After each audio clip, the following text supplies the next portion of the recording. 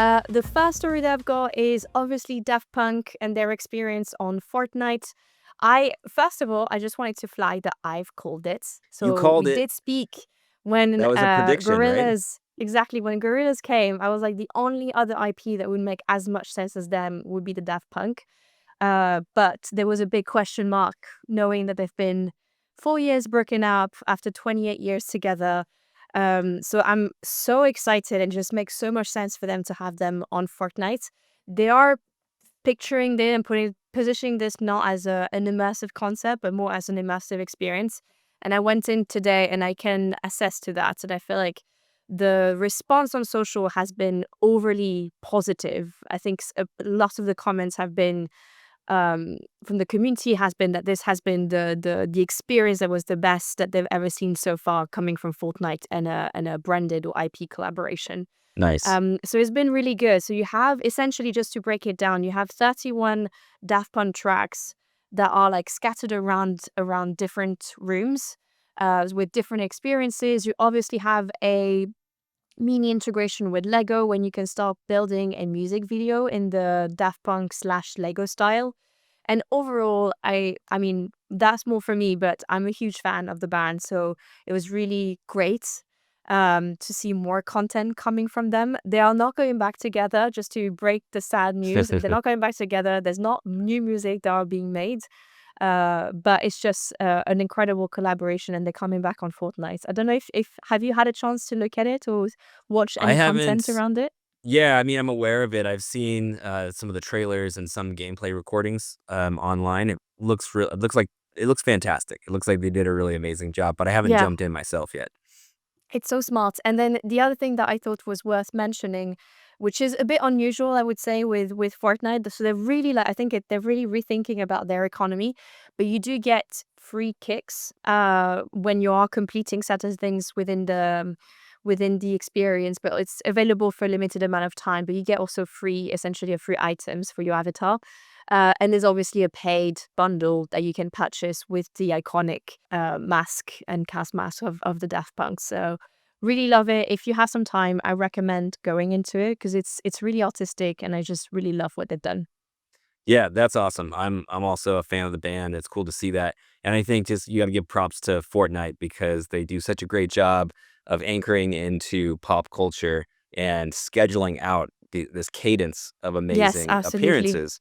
So I think we can just anticipate a bunch of other activations like this for the rest of the year. So Yeah. good job. Mm-mm. What do you have next? So for me, my first story is all about how the AI companies are starting to create commercials and roll them out on TV to advertise them because we all know that these AI chatbots are affecting our lives. There's more adoption, more people are using it.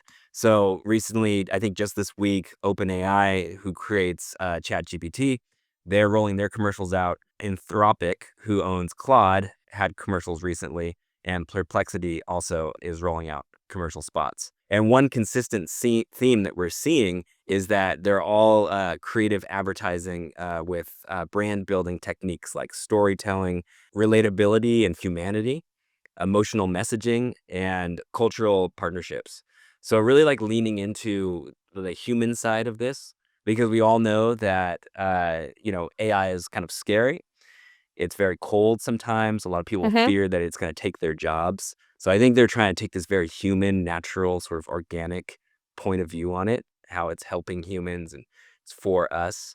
And it's a very different vibe than the first OpenAI commercials that we saw during the Super Bowl. I don't know if you remember those, but No, I haven't.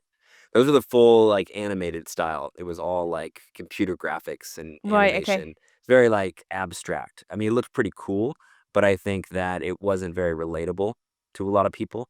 Right. So they're changing their tone. Um, and had you seen these spots? So I haven't seen the commercial, but I've heard just through like conversation in like events, but also like my friends in general that they've been served a lot of these ads. So I find it really interesting that it's the B2C markets that these AI companies are trying to pierce. What's interesting is that Gemini is currently missing, and I Yeah. wonder whether Google is going more like the B2B side because they already are so integrated with many businesses, etc. So it's quite interesting to see like how each AI company is trying to like tap into different aspects of the industry. But I agree with you where there's definitely more of a pivot towards look how utopian our content could be if you were to leverage AI to now like this is more for empowering your daily life and making it a lot more relatable and less scary. Yeah, so the commercial spots, like one is a man is like or a young man is like cooking for a potential romantic partner, and it's all about like how he figured out what the right recipe was to make. So he Hmm. asked ChatGPT. Another man is like looking to improve his fitness, so he gets his tips from ChatGPT. Another one is like siblings are going on a road trip, so they're getting advice. So just all this organic, like human level stuff. You know what I mean? Hmm. Yeah, that's definitely going after B2C. I find it quite interesting. It's kind of a signal a little bit of the states of these companies and what kind of growth they're into, and probably looking at acquiring new consumers and battling essentially for that consumer mindshare to make sure that they utilize their solution instead of the others. Yeah, and it's very much here at this point. This is AI will be affecting our lives in a pretty intense way. And I think this first sort of visual kind of storytelling moment is very relatable to the masses. And I think that it's going to start to get pretty weird pretty quickly, like with all of this AI companion stuff that's coming, like people having relationships with AI, spending a lot of time with agents. There's gonna be a Yeah. lot of messaging of that to us, and I don't think it's gonna be received well. So, curious to see what those ads look Yeah, like. how that would be received. And up next, we have EA, Electronic Arts, that might be going private. The deal is actually estimated at 50 billion. So this would be the largest leverage buyout of all time. So there's currently two contestants or like two investors that are in these conversations, probably buying together. So one is Silver Lake, and the other one is the Saudi Arabian Public Investment Fund. Uh, no surprise here that we've seen the stock of EA shooting up 14% since this announcement. If you look at their at their investor earnings in the last quarter, what seems to be apparent is that their overall profit has gone down because they invested a lot on like innovation, marketing as well, or Battlefield 6. So there's been a lot of spending on that side. But something that was highlighted in their latest earning is that one of their core, I guess, cash making stream is microtransactions. So it's 83% of their revenue. So this is quite a steady income. So it's not relying on the release of like new IP or anything like that. This is coming from existing games. It's not said exactly what is the game that is currently generating the most revenue, but they did say that console is where they're making the most money. So my bets are EAFC, obviously doing so well since its launch. So I'm thinking that this is probably where they're generating the most of their income at the moment.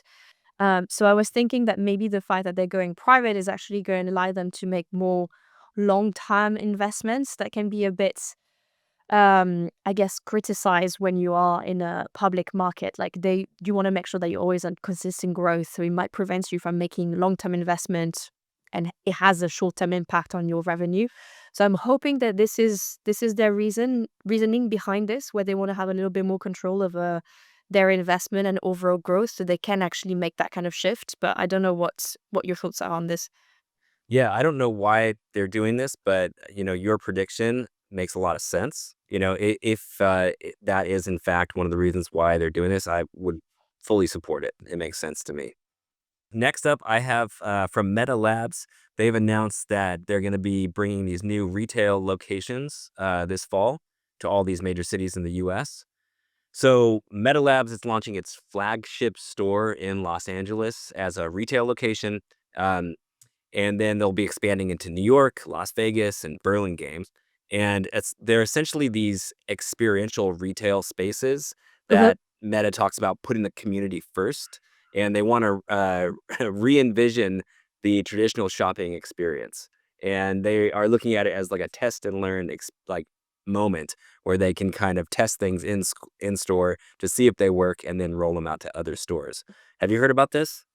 I've seen the tease for LA, so it looks like the labs that they've, I don't know if that was the launch or like the concept that was launched at Meta Connect, but there was a Meta lab that was Yeah, there that you could we essentially, if like they are really going towards like the Apple trajectory, which is really exciting, where Apple at the start, their flagship store always felt like an experience. You almost went there just to be able to like engage with the tech and like see what was new instead of just wanting to buy something. They've continued a little bit, but they haven't really innovated. And I feel like this is the route that Meta is taking and utilizing retail to like launch their product, but also new concept, etc. If it's anything like the pop-up store that they had on the Meta campus during Connect, I think it's going to be really successful. These are super cool spots. And I think, yes, they're like Apple stores in the sense that you can go in and, it's more experiential and cool. But I think the Meta ones is a little bit more like edgy. It's like a little less clean and precise. It's a little bit more artistic and like cool, Yeah. because they do Yeah. all these collaborations with different artists. And that's one thing that they're trying to do is find local artists in these major cities and bring them into the spaces, and like photographers like putting all their art up on the walls, or graffiti writers or skateboarders, and like co-brand the spaces with these people from the community, which I think is really cool. And also inside of these locations, they'll allow you to test all of the Reality Labs hardware products. So everything Mhm. from the AI glasses to the VR headsets, all of the, the wearables that they're creating. I guess it's a space where you can go try them on, ask questions, learn about them, and figure out if you want to buy them. Yeah, yeah, yeah. And I I'm think, I'm really excited. yeah, super excited. And I think I think it's important because if more people are going to be wearing these, wearables in their life, and, figuring out how to sort of let them into their life, and bring them into their daily usage, they need spaces to test it out, For and sure, like yeah. get the education. And so these make a lot of sense to me. I think this is quite an interesting, like, we're all about the metaverse and virtual environments, but I think it's still quite interesting that they also decide to go for like a physical presence to be able to engage with those developers that one day would be inspired to build with the like with the Ray-Bans or with the Yeah. MetaQuest. It definitely humanizes it, Of course, because like, right now you think Meta, it's like, oh, it's this big social media company that owns everything, and well, you never get to they see never them or had, talk to them. they But never had now, a point for us to like go and engage with them. Like yeah, Meta Connect really blew my mind. No one because I could engage with people like from the wider Meta team, but also just to be immersed in their culture. And I think that's what retail can do for a lot of brands is that like being able to immerse consumers, but also potential like creators, developers within the world of Meta and what they're trying to do. I think that's a really great move from them. absolutely. Well, let's keep this going. I know we've got Yes. a real-time review to jump to. So let's go to the real-time review.